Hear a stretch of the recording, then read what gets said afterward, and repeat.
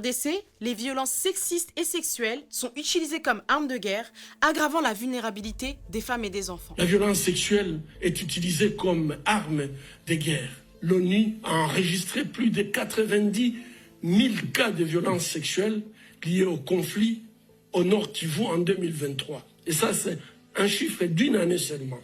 Et pour tout le Congo, l'ONU a publié les chiffres de 123 000 viols et violences basées sur le genre en République démocratique du Congo, ce qui représente une femme qui est violée toutes les 4 minutes. Depuis plus de 30 ans, l'Est de la RDC est ravagé par une guerre menée par les rebelles du M23, soutenus par le Rwanda, pour le contrôle de territoires riches en métaux précieux, surnommés minerais de sang. Ce conflit a provoqué une crise humanitaire sans précédent dans la région du Kivu, où plus de 6,3 millions de Congolais ont été déplacés. Selon le CICR, il existe une corrélation directe en RDC entre l'augmentation des violences sexuelles et l'intensification des combats. Par ailleurs, une grande partie de ces violences sont commises par des hommes armés. Pour le HCR, les chiffres officiels sur les violences sexistes et sexuelles en RDC ne sont que la partie émergée de l'iceberg, une réalité confirmée par le CICR qui indique que plus de 50% des femmes victimes ne signalent pas ces violences ou ne demandent pas d'aide. Les conditions de vie précaires des déplacés